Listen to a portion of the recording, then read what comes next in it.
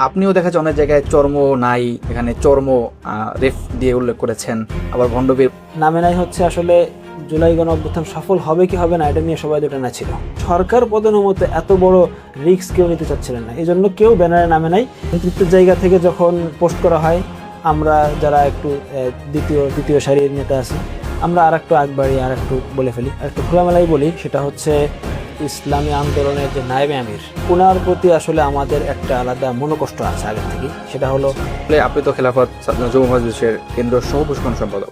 এই যে গালাগালি করা, এটা কি আপনারা প্রশিক্ষণ দেন আপনাদের কর্মীদেরকে? অকথ্য বলা ভাষায় আমাকে মায়ের নাম তুলে গালি দিয়েছে। মামুনুল হক থাকা অবস্থায় নারীরা কিভাবে উপস্থিত হয়? চরমনাইবি থাকতে তো কেউ মঞ্চ উঠতে পারে না বা আসতে পারে না।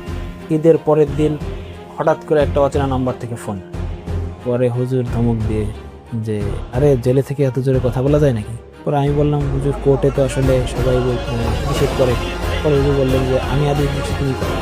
অনেক ছাত্র, আমার শিবিরের ছাত্র, তারা শুধু ইফতার ভর্তি হওয়ার প্রস্তুতির জন্য সাড়া দেয় না।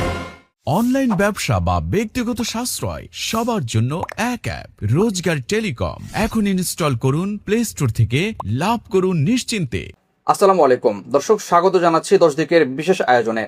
সমসাময়িক রাজনীতি, রাষ্ট্র সংস্কার ও চলমান বিভিন্ন ইস্যু নিয়ে আজ আমাদের মুখোমুখি হয়েছেন বাংলাদেশ খেলাফত যুব মজলিসের কেন্দ্রীয় সহ প্রশিক্ষণ সম্পাদক মোল্লা খালেদ সাইফুল্লাহ। আসসালামু আলাইকুম রহমতুল্লাহ। ওয়ালাইকুম আসসালাম রহমতুল্লাহ বরকাত। যে খালেদ সাইফুল্লাহ, কেমন আছেন? আলহামদুলিল্লাহ, আল্লাহ পাক ভালো রাখছেন। আপনি কেমন আছেন? জি আলহামদুলিল্লাহ, আমরাও ভালো আছি।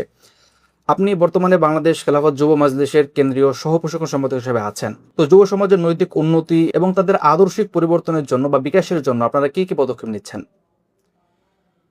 বাংলাদেশ খেলাফত যুব মজলিস আল্লাহর জমিন আল্লাহর দিন বিজয়ের জন্য কাজ করতেছে। এই কাজ করতে গিয়ে আমরা আমাদের পুরো সিস্টেম বা পুরো কার্যক্রমকে আমরা 4টা ধাপে ভাগ করে থাকি। তার মধ্যে একটা হচ্ছে ব্যক্তি জীবনে আগে ইসলামকে বিজয়ী করা, অর্থাৎ ব্যক্তি গঠন। এখানে ইসলাম আল্লাহর নির্দেশিত পথ এবং নবীজি সাল্লাল্লাহু আলাইহি সাল্লামের সুন্নাহ অনুযায়ী একটা ব্যক্তিকে পরিচালিত করা। এরপরে পরিবারটাকেও ইসলাম অনুযায়ী গঠন করা। এরপরে সামাজিকভাবে ইসলামকে বিজয়ী করার চেষ্টা করা, রাষ্ট্রীয়ভাবে ইসলামকে বিজয়ী করার চেষ্টা করা, সবশেষ খেলাফত আলা মিনহাজিন নবুওয়া প্রতিষ্ঠা করার চেষ্টা করা। এই জন্য আমরা ব্যাপক ভিত্তিক দাওয়াতি কাজ করি। এরপরে আমাদের প্রত্যেক শাখায় শাখায় কোরআনী হালকা হয়, সেখানে সাধারণ মানুষ সম্পৃক্ত হয়। এবং ইসলাহি মজলিস আমাদের যুব মজলিসের খুব গুরুত্বপূর্ণ একটি কাজ। প্রত্যেক মাসে প্রত্যেক শাখারই ইসলাহি মজলিস করা লাগে। সেখানে বাইরের মানুষ, অনেক মানুষ এখানে অংশগ্রহণ করে, ইসলাহি আলোচনা হয়। তরবিয়তি সফর আমাদের একটা নিয়মিত কাজ, এই কাজটাও হয়। এরপর হালকায়ে তালিম, সেখানে বিভিন্ন মাসালা কিতাব থেকে, বিভিন্ন বুজুর্গদের কিতাব থেকে কোরআনের আয়াত হাদিস এগুলো নিয়ে আলোচনা হয়। এইভাবে আমরা যুবকদের মধ্যে দাওয়াতি কাজ এবং তাদের আত্মশুদ্ধিমূলক কাজ করে যাচ্ছি। আচ্ছা, বাংলাদেশ খেলাফত মাজলিসের একটি অঙ্গ সংগঠন হচ্ছে বাংলাদেশ খেলাফত যুব মজলিস। তো বাংলাদেশে আপনারা কি খেলাফত প্রতিষ্ঠা করতে চান? খেলাফত তো শুধু বাংলাদেশে হবে না, সারা বিশ্বব্যাপী খেলাফত একটা বিশ্ব ব্যবস্থা। আমাদের যেহেতু আল্লাহ জমিন আল্লাহর দিনকে বিজয় করা, শুধু একটা রাষ্ট্র প্রতিষ্ঠা করা, এটা যেহেতু ইসলামের মূল রাষ্ট্রীয় থিম না, এই জন্য আমরা সবসময় বলি আল্লাহর জমিনে আল্লাহর দিন। পুরো বিশ্ব নিয়ে আমরা কথা বলি, তার মধ্যে রাষ্ট্র অন্তর্ভুক্ত রয়েছে। আমরা রাষ্ট্র প্রতিষ্ঠা করব এবং সারা বিশ্বে খেলাফতের স্বপ্ন আমরা দেখি। আচ্ছা, ঠিক আছে, কিন্তু অনেকে যারা সমালোচক আছে তারা বলে থাকেন যে খেলাফতের কথা বলে বা ইসলামের শাসন ব্যবস্থার কথা বলে আবার হচ্ছে গণতন্ত্রের নির্বাচনে অংশগ্রহণ করা, গণতন্ত্রের প্রক্রিয়ায় এটা দ্বিমুখিতা হয়ে যায় কিনা, এই ব্যাপারে আপনি কি বলবেন? অনেকের একটা বক্তব্য। খেলাফতের কথা বলে গণতান্ত্রিক নির্বাচনে অংশগ্রহণ করার দ্বিমুখিতা হওয়ার তো কোনো প্রশ্ন নাই। যারা প্রশ্ন করে তাদের হয়তো একটু কেউ কেউ আমাদের প্রতি ভালোবাসার থেকে বোঝার চেষ্টা করেন, আর কেউ কেউ এটা রাজনীতির প্রতি একটা সন্দেহ সৃষ্টি করা এবং রাজনীতি থেকে মানুষকে বিমুখ করার একটা ধূম্রজাল সৃষ্টি করেন। আসলে গণতান্ত্রিক একটা পদ্ধতি, মানে নির্বাচন একটা ক্ষমতা থেকে নামা এবং ক্ষমতায় যাওয়ার একটা পদ্ধতি। বাকি গণতন্ত্রের মধ্যে কিছু আকীদাগত বিষয় আছে, রাষ্ট্রীয় কিছু মূলনীতি দর্শনের বিষয় আছে, সেগুলো তো আমরা মানতেছি না।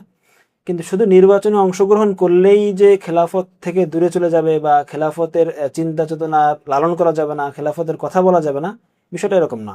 গণতান্ত্রিক যে নির্বাচনে আমরা অংশগ্রহণ করি, এটা তো খেলাফতের একটা বিশাল দাওয়াত হয়। আপনি নির্বাচনে অংশগ্রহণ করে আপনি আপনার আদর্শ এবং আপনি রাষ্ট্র ব্যবস্থায় কি চান, এটা যেভাবে সহজে সারা বাংলাদেশের মানুষের কাছে আপনি পৌঁছাইতে পারবেন, আপনি তো অন্য কোনো মাধ্যমে পারবেন না। সুতরাং নির্বাচনকে আমরা একটা দাওয়াতি মাধ্যম হিসেবে তো গ্রহণ করতে পারি। গণতন্ত্রকে আপনারা গ্রহণ করছেন না, একটা দাওয়াতের মাধ্যম হিসেবে নির্বাচন প্রক্রিয়াকে গ্রহণ করছেন, এটা বলতে চাচ্ছেন? জি জি। আচ্ছা, 13 সালে শাপলার সময় আমরা দেখেছি একটা ম্যাসাকার হয়েছে, শাপলা ম্যাসাকার। তো সে সময় অনেক হত্যা করা হয়েছে।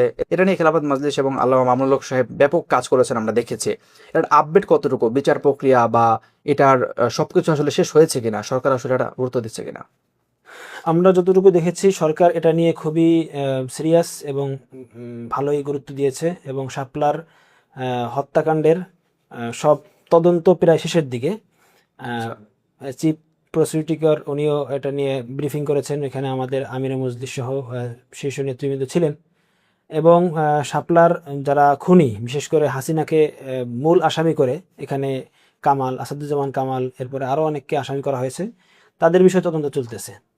এবং শেখ হাসিনাকে খুব দ্রুতই আমরা আশা করতেছি তাকে ফাঁসির রায় দিয়ে বাংলা গ্রেফতারি পরোয়ানা জারি করা হবে, এটা আমরা আশা করতেছি। এছাড়াও শাপলা যারা আহত, যারা শহীদ, তাদের নিয়ে আমরা কাজ করতেছি। বিশেষ করে আমাদের শাপলা স্মৃতি সংসদ নামে একটা আলাদা সংগঠন খোলা হয়েছে, এবং সেই সংগঠনের কাজই শুধু শাপলা এবং 21-এর মোদী বিরোধী আন্দোলনে যারা শহীদ হয়েছেন তাদেরকে নিয়ে কাজ করা। আলহামদুলিল্লাহ তাদের যাবতীয় বিষয়ে এখানে কাজ চলতেছে। শাপলার এই যে তদন্তটা, এটা অনেকেই বলেছে যত সময় শুরু হয়নি, এবং সে সময় শেখ হাসিনা বলেছিল যে একজনকেও শহীদ করা হয়নি বা একজন মারা যায়নি, বা একটা মঞ্চের মধ্যে বলেছিল, সেখানে আপনাদের নেতৃবৃন্দ বা হেফাজতের নেতৃবৃন্দ ছিল। এ ব্যাপারে আপনার বক্তব্য কি? আসলে আমরা তখন অনেক ছোট জামাতে পড়ি, তারপরও ওই ছোট বয়সেও আমরা ওই মানে প্রোগ্রামে অংশগ্রহণ করিনি। আচ্ছা, মানে ছোটবেলার থেকেই ভিতরে একটা তেজস্বী ভাব যে যেই প্রোগ্রামে শেখ হাসিনা থাকবে সেই প্রোগ্রামে তো আমরা যেতে পারি না। তা আলহামদুলিল্লাহ আমি উপস্থিত হই নাই, আমার সাথে আরও আমার দেখা দেখি আমার ক্লাসের অনেক ভাইরা উপস্থিত হয় নাই, এবং আমাদের আমিরে মজলিসে উপস্থিত হন নাই, জুনায়েদ বাবু নগরী সাহেব উপস্থিত হন নাই, আল্লামা আনুর হোসেন কাসেমি সাহেব উপস্থিত হন নাই। এটা বোর্ডের একটা প্রোগ্রাম ছিল, এবং সেই বোর্ডের যারা নেতৃবৃন্দ ছিলেন তারা আবার হেফাজতেরও নেতৃবৃন্দ ছিলেন। তাই বোর্ডের নেতৃবৃন্দরাই ওখানে উপস্থিত ছিলেন, এবং ওনাদের উপস্থিতিতে কিছু খুবই জঘন্য কিছু কথা বলা হয়েছে, মিথ্যাচার করা হয়েছে। তো সেগুলো আসলে হয়তো কোনো মাসলাহাতের কারণে, কোনো কল্যাণের কারণে সরাসরি প্রতিবাদ করে নাই। এখন যারা প্রতিবাদ করে নাই তারাও তো আমাদের সবাই মুরব্বী, আল্লামা আহমদ শফি সাহেব উপস্থিত ছিলেন, সব শীর্ষ মুরব্বীরা ছিলেন। এখন প্রতিবাদ কেন করেন নাই আমরা এই ছোট জায়গা থেকে আসলে এটা বলতে পারি না। আর আরেকজন ওনার নিজের উদ্যোগে আরও উত্তেজিত হয়ে উনি কওমি জন্যই বলে ফেলেছেন, এটার জন্য তো আমরা এখনো সাফার করতেছি। তো এটা ওনার ব্যক্তিগত মতামত ছিল। আচ্ছা, আল্লামা মামুনুল হক সাহেবের বড় ভাই মাহফুজুল হক সাহেব সেখানে ছিলেন, তিনি বোর্ডের পক্ষ থেকে ছিলেন, এটা বলতে চাচ্ছেন আপনি? জি জি, বোর্ডের পক্ষ থেকে ছিলেন। আচ্ছা, ঠিক আছে। তো সে সময়ে তাৎক্ষণিক প্রতিক্রিয়া না দেখালেও জুলাই বিপ্লবে কিন্তু আপনারা প্রতিক্রিয়া দেখিয়েছেন, এবং বিভিন্ন আপনারা উদ্যোগে ছিলেন, মাঠ পর্যায়ে আপনি ছিলেন, আপনারা ছিলেন। জুলাই বিপ্লব 2 বছর অতিবাহিত হয়েছে, সম্প্রতি জুলাই জাদুঘর চালু হলো। তো জুলাই বিপ্লবের সময়টা আসলে কেমন ছিল, যদি সংক্ষেপে একটু বলতেন, এবং জুলাইয়ের যে আশা প্রত্যাশা সেটা বাস্তবায়ন হয়েছে কিনা? জুলাই বিপ্লবের সময় তো আসলে আমরা সবাই বৈষম্য বিরোধী ছাত্র আন্দোলনের নেতৃত্বে আমরা সবাই কাজ করেছি, এবং প্রত্যেকের জায়গা থেকে আলহামদুলিল্লাহ সবাই ভূমিকা রাখার চেষ্টা করেছে। আমি ব্যক্তিগতভাবে 15 তারিখ যখন ঢাকা বিশ্ববিদ্যালয়ে ছাত্রছাত্রীদের উপরে আক্রমণ হয়, ওই দিন থেকে যে মাঠে আলহামদুলিল্লাহ প্রত্যেক দিন আমি আন্দোলনে নেমেছি। কোনো সময় পল্টন, কোনো সময় মোহাম্মদপুর, কোনো সময় মিরপুর, এভাবে কোনো সময় ঢাকা বিশ্ববিদ্যালয়। তা আলহামদুলিল্লাহ আমরা কোনো স্বার্থ ছাড়া দেশের একটা পরিবর্তনের জন্য, গুণগত পরিবর্তনের জন্য, বৈষম্যহীন বাংলাদেশ গড়ার জন্য, ইনসাফ ভিত্তিক বাংলাদেশ গড়ার জন্য আমরা সবাই এখানে ত্যাগ কোরবানি করেছি। কিন্তু আসলে যেই আশা আকাঙ্ক্ষা আমরা দেখেছিলাম, যে স্বপ্ন দেখেছিলাম, তার বাস্তবায়ন হচ্ছে না, এবং হবে কিনা, এবং হওয়ার জন্য আরেকটা আন্দোলন করা লাগবে কিনা বা আরেকটা সংগ্রাম করা লাগবে কিনা, এটা আমাদের এখন ভাবতে হচ্ছে। এই কারণ হলো নির্বাচনের আগে বিএনপি সরকার বলেছে নির্বাচিত সরকার এসে সব কিছু করবে, কিন্তু এখন আমরা দেখতেছি নির্বাচিত সরকার সংসদে দাঁড়িয়ে বলতেছে যে আমরা জুলাই সনদের পক্ষে কথা বলেছি শুধুমাত্র ভোট নেওয়ার জন্য, গণভোটে হ্যাঁর পক্ষে কথা বলেছি শুধুমাত্র ভোট নেওয়ার জন্য। এই জাতীয় মুনাফিকি কথাবার্তার কারণে আমরা এখন হতাশ হচ্ছি। এই জন্য বিরোধী দলগুলো, 11 দলীয় জোট, এরপরে আরও যারা আছেন ইসলামী আন্দোলন সহ অন্যান্য সবাই এখন কথা বলতেছেন, এমনকি জমিয়ত যারা বিএনপির সাথে সমঝোতা করে নির্বাচন করেছেন তারাও এখন জুলাই সনদের পক্ষে কথা বলতেছেন। আমরা আশা করি সব বিরোধী পক্ষ জুলাই সনদের পক্ষে জোরালো ভূমিকা রাখবে, এবং আমাদের যেই আশা নিয়ে আমরা জুলাই গণ অভ্যুত্থান করেছি, সবাই যেহেতু ত্যাগ করেছি, সুতরাং আমাদের সবারই দায়িত্ব হলো জুলাই সনদ বাস্তবায়নের জন্য রাজপথে সক্রিয় থাকা। আচ্ছা, এই যে ইসলামী আন্দোলনের কথা বললেন, সম্প্রতি ইসলামী আন্দোলন বাংলাদেশের সিনিয়র নায়েবে আমির মুফতি ফয়জুল করিম সাহেব একটি বক্তব্য আপনাদের বাংলাদেশ খেলাফত মজলিসের সম্মানিত আমির মামুনুল হক সাহেবের একটি লেখা নিয়ে বিতর্ক সৃষ্টি হয়েছে। তো সেখানে আপনি পোস্ট করেছিলেন একটা, আমি দেখেছি আপনার ওয়ালে, যে বাংলাদেশ ইসলামী আন্দোলন বাংলাদেশ তারা হচ্ছে ব্যানার নিয়ে এই আন্দোলনকে নস্যাৎ করার জন্য বা একটা ভিন্ন দিকে মোড়দার জন্য নেমেছিল। আবার আপনি আরেকটা পোস্ট করেছিলেন যে আপনারাও ব্যানার নিয়ে আগে নেমেছিলেন 15 জুলাই। তো এটা আসলে দ্বিমুখিতা কিনা এবং এই ব্যাপারটা নিয়ে কি বলবেন? আসলে ওইখানে আমিরে মজলিস যেই বক্তব্যটা দিয়েছেন, মানে বোঝার চেষ্টা করেছেন যে আসলে ওইখানে তো জুলাই গণ অভ্যুত্থানে যে ব্যানার নিয়ে কারণ আমার কথা ছিল না এবং কেউ নামেও নাই, কোনো দল নামে নাই হচ্ছে আসলে জুলাই গণ অভ্যুত্থান সফল হবে কি হবে না এটা নিয়ে সবাই দুটানা ছিল। আচ্ছা, যদি এমনিতেই সব রাজনৈতিক দলের উপরে তো অটোমেটিক নির্যাতনের শিকার সবাই বিভিন্নভাবে, গুম খুন মামলা, এরপরে জেল। আমাদের আমির মজলিসও কিছুদিন আগে 3 বছর জেল খেটে বের হলেন। এখন এই মুহূর্তে সরকার পতনের মতো এত বড় রিস্ক কেউ নিতে চাচ্ছিলেন না, এই জন্য কেউ ব্যানারে নামে নাই। বাকি সবাই বৈষম্য বিরোধী ছাত্র আন্দোলনের নেতৃত্বে কাজ করেছে। এই হিসেবে ইসলামী আন্দোলন কেন নেমেছে, এটা আমির মজলিস উনি একটা পোস্ট দিয়েছেন, এবং এটা দিয়েছেন মূলত আমাদের নায়েবে আমির সাহেব। উনি যে মানে মামুন সাহেবকে ইঙ্গিত করে যে বক্তব্যটা দিয়েছেন এটা কাউন্টার হিসেবে। সেখানে তো তার নাম নিয়েছিলেন না। আমি আইসের আমিরে মজলিসও কারো নাম নেয় নাই, আমিরে আচ্ছা। মজলিসও কারো নাম নেয় নাই, দুইজনই ইঙ্গিতে ইঙ্গিতে ইঙ্গিত দেওয়া দিয়েছে। হয়েছে। আচ্ছা, আচ্ছা। তো সেই হিসেবে আমাদেরও পোস্ট, যেহেতু নেতৃত্বের জায়গা থেকে যখন পোস্ট করা হয়, আমরা যারা একটু দ্বিতীয় তৃতীয় সারির নেতা আছি, আমরা আর একটু আগ বাড়িয়ে আর একটু বলে ফেলি। কারণ যখন আমিরে মজলিস পোস্ট করেছেন তখন আমি আবার দেখেছি ইসলামী আন্দোলন বা অন্যান্য এখানে শীর্ষ নেতৃবৃন্দ অনেকেই আমির মজলিসের বিরুদ্ধে পোস্ট করতেছেন, তখন আমরাও করেছি। বাকি এখানে আসলে আমি এরপর আরো কয়েকটা পোস্ট দিয়েছি। এখানে ইসলামী আন্দোলনের অবদানকে অস্বীকার করা কারো উদ্দেশ্য না। এখানে আমাদের বা আমিরে মজলিস এবং আমাদের সবারই কথা হলো যে ইসলামী আন্দোলনের অবদান অবশ্যই আছে, এবং ব্যানার নিয়ে শুধু তারাই নেমেছেন, এবং এটা তারা যে ভূমিকাটা পালন করেছেন এটা অবশ্যই একটা টার্নিং পয়েন্ট ছিল। তো এখন আমাদের মানে কার কতটুকু অবদান ছিল এইটা আলোচনা করে আমাদের তেমন ফায়দা হবে না। আমাদের এখন ফায়দা হবে সবাই মিলে জুলাই সনদটা বাস্তবায়ন করা, তখন আমাদের এই আন্দোলন সবার ত্যাগের ফসলটা আমরা ঘরে তুলতে পারবো।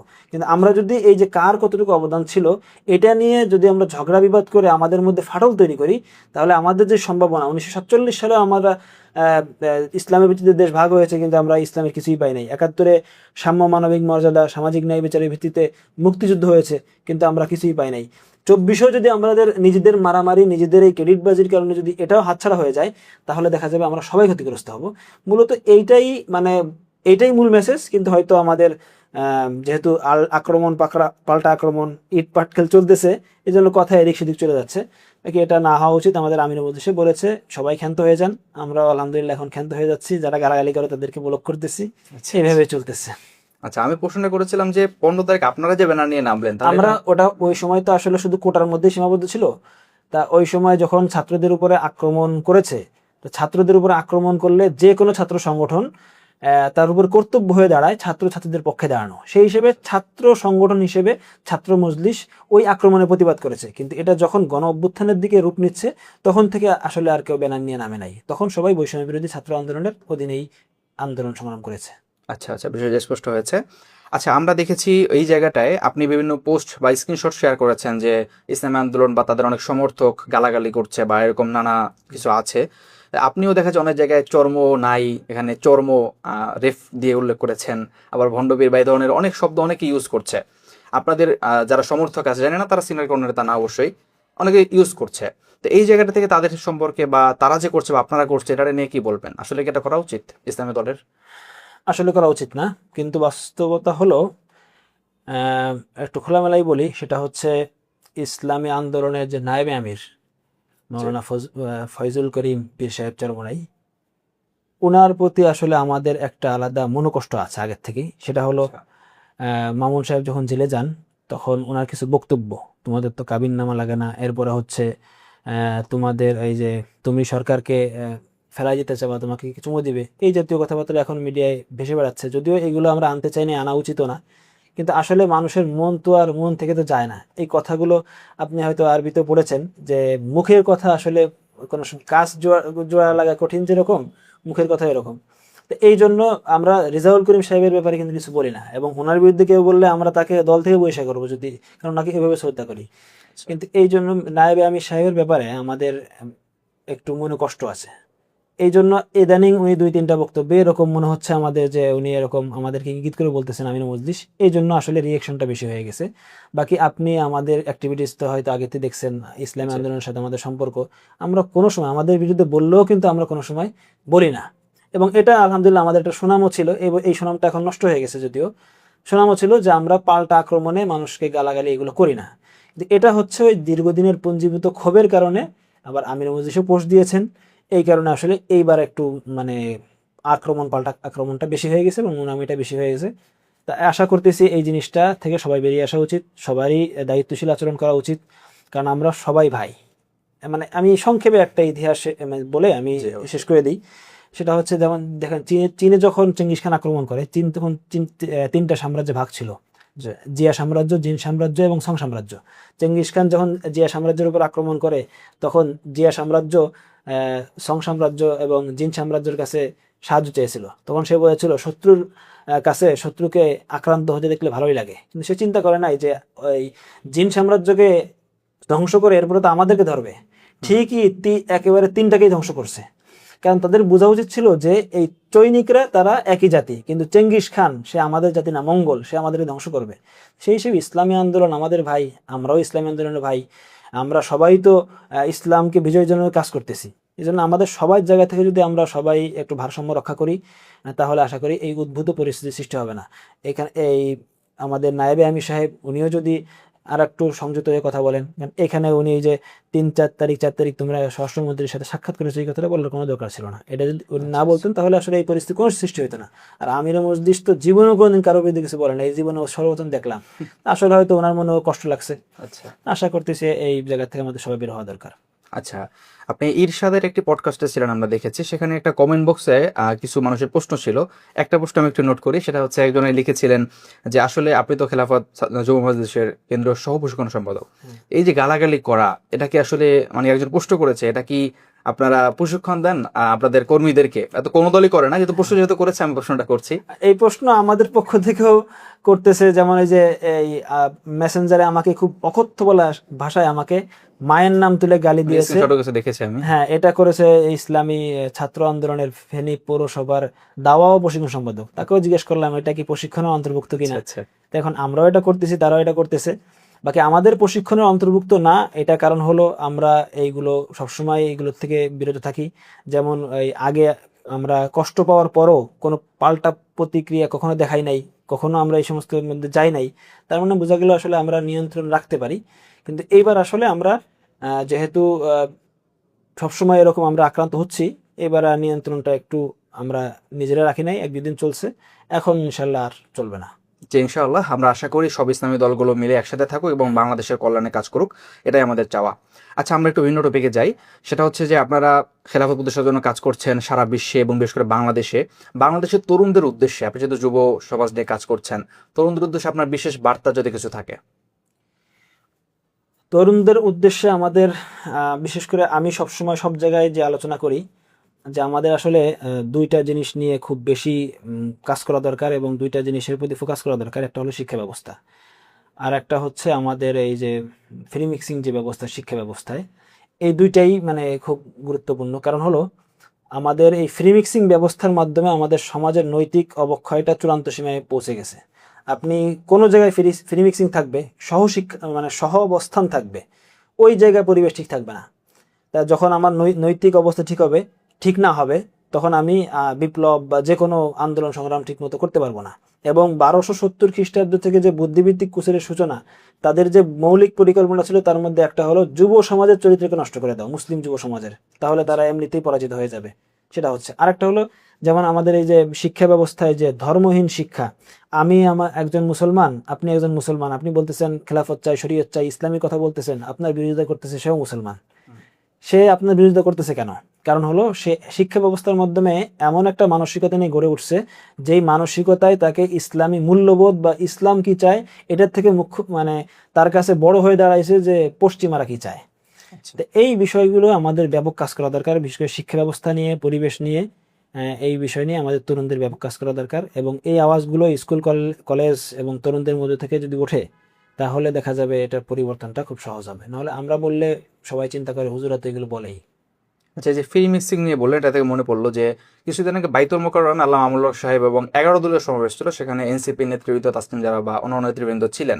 এটা নিয়ে অনেকে প্রশ্ন তুলেছে, আল্লামা আমুল হক সাহেব থাকা অবস্থায় নারীরা কিভাবে উপস্থিত হয়? চরমনাইপি থাকতে তো কেউ মঞ্চ উঠতে পারে না বা আসতে পারে না, এটা নিয়ে কি বলবেন আসলে? চরমনাই সাহেব যতদিন ছিলেন ততদিন এনসিপি ছিল না। এনসিপি থাকলে হয়তো চরমনাই সাহেব থাকতে পারতেন না, এই জন্য আগের থেকেই হয়ে গেছে, আলাদা হয়ে গেছে। কারণ এনসিপি হচ্ছে আপনার তারা ইনক্লুসিভ পলিটিক্সে বিশ্বাস করে, অর্থাৎ মানে এইখানে সব মতাদর্শে সব ধরনের এই মতবাদ থাকবে, সেই হিসেবে তারা নারীদেরকে একসাথে রাজনীতিতে বিশ্বাসী। বাকি আমরা তো বিশ্বাসী না। বাকি বাইতুল মোকাররমে যে বিষয়টা হয়েছে, আমরা কোনো সময় কোনো অন্যায় হলে সেটার পক্ষে কোনো সময় দলিল দেই না, এটা ভুল, স্পষ্ট ভুল, এর মধ্যে কোনো সন্দেহ নেই। বাকি এইখানে আমাদের ইচ্ছায় না, এটা গায়রে ইখতিয়ারি আমাদের। আমরা যাওয়ার পরেই আমাদের মহাসচিব সাহেব জালালউদ্দিন সাহেব স্পষ্ট আখতার ভাইকে বলেছেন যে এই নারী তো এখানে থাকতে পারবে না। এরপরে তাদেরকে আখতার ভাই বলছে যে এটা এখানে আমি কিছু বলতে পারবো না, কারণ হলো সে যদি এটা এখানে বলে তাহলে তাদের কমিটিতে আবার নারীরা তাদের উপর ব্যাপক চাপ প্রয়োগ করবে, তাদের সাথে পশ্চিমাদের একটা কানেকশন আছে, তারা একটু ভয় পায়।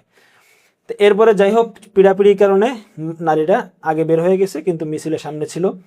এটা আমাদের যেহেতু এখতিয়ারে ছিল না, আমরা প্রতিবাদ করেছি। আমরা যে এটার প্রতি নফরত এবং এটা আমাদের আদর্শ না এবং এটা আমরা পছন্দ করি না, এটা আমরা ওইখানেই প্রতিবাদ করে জানিয়ে দিয়েছি। আচ্ছা আচ্ছা, তো এখন আপনারা যে জোটে আছেন, এটা তো আদর্শিক জায়গা থেকে না, রাজনৈতিক জায়গা থেকে। অবশ্যই। তো সম্প্রতি হেফাজত থেকে একটা উদ্যোগ নেওয়া হয়েছে আদর্শিক জোটের বা কৌমি ঘরানার রাজনৈতিক দলগুলো নিয়ে। এখানে আপনারা কি অবস্থানে আছেন বা আপনারা কি জানিয়েছেন? হ্যাঁ, আমরা আদর্শিকভাবে এই জোটে থাকবো। আমাদের অবস্থান হচ্ছে আগে যেরকম চরমোনাই ছাড়া অন্যান্য ইসলামী দলগুলো সমমনা ইসলামী ব্যানার বা সমমনা ইসলামী জোট নামে একটা ফোরাম ছিল, এখানে নিয়মিত বসা হতো, তারা বিভিন্ন সময় বিভিন্ন কর্মসূচি পালন করতেন। সেভাবে এখন চরমোনাই সহ সেভাবে এই 7 দল একটা সমমনা ইসলামী ফোরাম করতে পারে, সেখানে আমরা একসাথে বসবো, নিজেদের মধ্যে সম্পর্ক যেন বিল্ড আপ হয় এই চেষ্টা আমরা করব। এছাড়াও ধর্মীয় এবং জাতীয় ইস্যুতে আমরা একসাথে প্রোগ্রামও করতে পারি। বাকি রাজনৈতিক সিদ্ধান্ত প্রত্যেক দল তার নিজস্ব পরিসরে নিজস্ব সুরার মাধ্যমেই জাতীয় স্বার্থ বিবেচনা করে যা নেওয়া দরকার প্রত্যেক দল এভাবেই নেবে। আপনারা রাজনৈতিক এই জোটেও থাকবেন, আদর্শিক জোটের জায়গায় থাকতে চাচ্ছেন? জি। আচ্ছা আচ্ছা। তো সর্বশেষ আমরা আল্লাহ মামুল হক সাহেব দীর্ঘ টাইম জেল কারাবন্দী ছিলেন, অনেক নির্যাতন ভোগ করেছেন। তো আমরা তার জেল জীবনের কোনো একটা কাহিনী বা একটা ঘটনা আপনার থেকে শুনে আমরা শেষ করতে চাই। হুজুরের জেলের সবচেয়ে যে কাহিনীটা আমার সাথে যেটা ঘটেছে, ঈদের পরের দিন হঠাৎ করে একটা অচেনা নাম্বার থেকে ফোনটা ধরলাম, খুব ক্ষীণ কণ্ঠে আমাকে বলতেছে, কি খবর, কেমন আছো? পরে আমি বললাম, আপনি কে? অপরিচিত মানুষকে যেটা বলি আর কি, আপনি কে? পরে হুজুর ধমক দিয়ে যে, আরে জেলে থেকে এত জোরে কথা বলা যায় নাকি? পরে আমি তো চোখ দিয়ে পানি বেরিয়ে গেল। পরে বললাম যে, হুজুর কেমন আছেন? বলতেছে, আছি।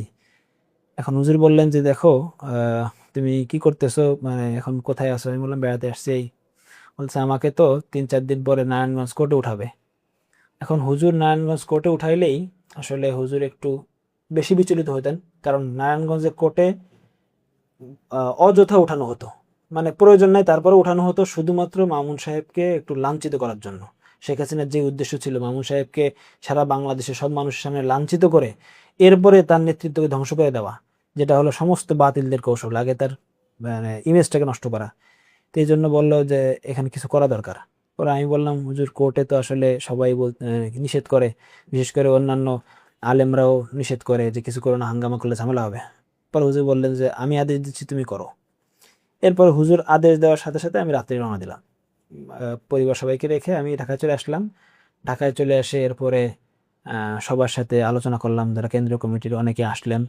এরপরে মাদ্রাসার ছাত্র যারা আছেন তাদেরকেও ফোন দিলাম। কিন্তু আসলে একটা দুঃখজনক বাস্তবতা, এটা বলি যাতে সংগঠন করতে অনেকে চায় না, তাদেরকে উদ্বুদ্ধ করার জন্য। অনেক ছাত্র, মামুন শিবিরের ছাত্র, তারা শুধু ইফতার ভর্তি হওয়ার প্রস্তুতির জন্য একটু সাড়া দেয় নাই।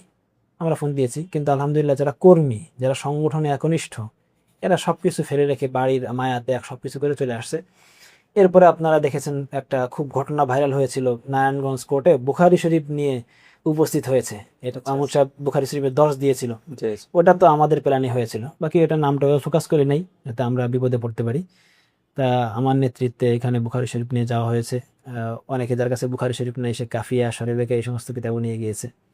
এরপরে এখানে যাওয়ার পরেও পুলিশ ব্যাপকভাবে বাধা দিচ্ছিল এবং আমাদের মুরব্বীও কয়েকজন নিষেধ করতেছিলেন যে এটা করার দরকার নাই। পরে আমি কর্মীদেরকে বলে দিয়েছি এটা হবেই। এরপরে হুজুরকে যখন উঠাইছে তখন আমরা বুখারী শরীফ তুললে হুজুর প্রথম হাদিসের একটু সবক দিলেন। তো এইটা তো আসলে একটা স্মরণীয় বিষয়, এটা আছে মনে থাকবে ইনশাআল্লাহ। আচ্ছা, হুজুর এত নির্যাতিত হয়েছেন, আমরা দেখেছি হুজুর খুঁড়িয়ে খুঁড়িয়ে হেঁটেছেন একটা পর্যায়ে, সবাই এখানে দুঃখ প্রকাশ করেছে। এত নির্যাতন, এত নিষ্পেষণ আওয়ামী লীগের, তারপরেও হুজুর জেল থেকে বের হওয়ার পরে শহরকে আবার যেভাবে গুছিয়ে এনেছেন এবং জাতীয় সংসদে 2টি মূল আসন এবং একটি সংরক্ষিত আসন পেয়েছেন, এই যে সংগঠনের গুছিয়ে আনা, এটা আসলে ইসলামপন্থীদের জন্য বা ইসলামের রাজনীতির জন্য একটা শিক্ষা কিনা, এবং সবার জন্য আপনি কি মেসেজ দিবেন এই শিক্ষা থেকে? আমি আমিরে মজলিস আমার নেতা, আবার আমার পীরও, আমার জীবনের সব উনি। এর আমিরে মজলিসকে আমি সবচেয়ে যেটা দেখেছি আসলে উনি সবসময় কাজ নিয়ে ব্যস্ত থাকতে ভালোবাসেন। উনি উনার আমি অনেকে তো বাইরে সমালোচনা করে না কিন্তু ভিতরে বলে, আমি শপথ করে বলতে পারি যে আমি অভ্যন্তরীণও ওনার কাছে কেউ এসে অন্য নামে সমালোচনা করছে উনি প্রশ্রয় দেয় না, বলে এই সমস্ত আলোচনা বাদ দাও। তো এই যে গুণটা, যে আসলে সমালোচনা মানুষকে অকর্মা করে দেয়। এই সমালোচনা একটা মজার জিনিস, এটা করলে তখন প্রোডাক্টিভ কাজ করতে ভালো লাগে না, সৃজনশীল কাজ করতে ভালো লাগে না, তখন এইগুলো তো উনি যেহেতু এগুলোতে খুব মুক্ত, উনি সবসময় কিভাবে সংগঠনকে এগিয়ে নেওয়া যায়। জেল থেকে বের হওয়ার পরে সর্বপ্রথম আমাদেরকে নিয়ে বসে সর্বপ্রথম ওনার কথা হলো শাপলার শহীদদের নিয়ে কাজ করতে হবে। মানে এই মানুষটা, এই জন্য আল্লাহ তাআলা ওনাকে করতেছে যে আসলে মাজলুমের প্রতি ওনার দরদ আছে। উনি এই যে সমস্ত মামলা, খুব ক্রিটিক্যাল মামলা, জামিন হয় না সাধারণত, ওনাদের জন্য কাজ করেন গোপনে, যেহেতু রাজনীতি করেন ওনারা খুব দোয়া করেন। এইভাবে কাজ করে সংগঠনের জন্য, এরপরে শাপলা শহীদদের জন্য। এরপরে উনি সবসময় পজিটিভ মানুষ এবং যে কারোর সাথে যে কোনো সময় উনি মিশতে কোনো সংকোচ বোধ করেন না, এবং এর জন্য যদি ওনার পিছনেও থাকা লাগে তারপরে উনি মানে কোনো ধরনের সংকোচ বোধ করবেন না। এখানে আরেকটা ইতিহাস বলি, জেলখানার ইতিহাস। কোর্টের মধ্যে আমরা যখন বৈষম্য বিরোধী ছাত্র আন্দোলন করেছিলাম, হয়তো আপনার মনে আছে, প্রথম মুখপাত্র হয়েছিলেন শরীফুল ইসলাম রিয়াদ ভাই, আর আমাদের কামাল ভাই প্রধান সমন্বয়ক হয়েছিলেন। কোর্টের মধ্যে প্রিজন ব্যান থেকে হুজুর বললেন, খালিদ কেমন আছো? আমি বললাম আলহামদুলিল্লাহ ভালো আছি হুজুর, আমরা রেজাউল হত্যার প্রতিবাদে আমরা বৈষম্য বিরোধী ফ্যাসিবাদ বিরোধী একটা ঐক্য করেছি এবং এটাকে আমরা সামনে নিয়ে যাব। হুজুর স্পষ্টই কথা বললেন, ঠিক আছে কাজ করো, পিছনে থাকবা, সামনে যাওয়ার জন্য কোনো সময় করবা না, কোনো লবিং বা কোনো ধরনের চেষ্টা করবা না। মানে হুজুরের কথা হলো যে ঐক্যবদ্ধ কাজের ক্ষেত্রে কাজের জায়গায় তোমরা থাকবা, তোমার পদ লাগবে এই জন্য অন্য সংগঠনের সাথে করা, মারামারি করা বা তাদের সাথে ঝগড়া করা, ফাসাদ করা, একেবারে স্পষ্টই কথা। এই শিক্ষাগুলো আসলে হুজুরকে সাংগঠনিকভাবে এগিয়ে দিচ্ছে আমার কাছে মনে হচ্ছে, এবং তার এই পুরো শিক্ষাটা নিয়ে পুরো জাতি উপকৃত হতে পারে। আশা করি আমরা পুরো জাতি তার থেকে শিক্ষা গ্রহণ করবে এবং বাংলাদেশ খেলাফত যুব মজলিস, খেলাফত মজলিস সবাই ভালোভাবে কাজ করে এবং ঐক্যবদ্ধভাবে আগামীতেও কাজ করে আদর্শিক জায়গা থেকে কাজ করবেন, এটাই সবার চাওয়া এবং বাংলাদেশের যুব সমাজ আশা করি এটাই চায়। দর্শক, আমরা শুনছিলাম বাংলাদেশ খেলাফত যুব মজলিসের কেন্দ্রীয় সহ প্রশিক্ষণ সম্পাদক মোল্লা খালেদ সাইফুল্লাহর মুখ থেকে বর্তমান রাজনীতি, সমসাময়িক রাষ্ট্র সংস্কার এবং বাংলাদেশ খেলাফত মজলিস, আল্লামা মামুনুল হক সাহেব এবং খেলাফত যুব মজলিস সংক্রান্ত বিভিন্ন আলোচনা এবং বিভিন্ন কথা। তিনি আশা প্রকাশ করেছেন আগামীতেও তারা ঐক্যবদ্ধভাবে আদর্শের জায়গা থেকে কাজ করবেন এবং দেশে খেলাফত প্রতিষ্ঠা করার জন্য এবং সারা বিশ্বে খেলাফত প্রতিষ্ঠা করার জন্য কাজ করবেন। দেশের যে সাধারণ মানুষ আছে সবার কল্যাণের জন্য তারা কাজ করবেন। দর্শক, দেখা হবে অন্য কোনো পর্বে অন্য কোনো অতিথিদের সাথে। আজ এই পর্যন্তই। সকাল ভালো থাকুন, সুস্থ থাকুন। 10 দিকের পক্ষ থেকে আবারও ধন্যবাদ জানিয়ে শেষ করছি। আসসালামু আলাইকুম ওয়া রাহমাতুল্লাহ।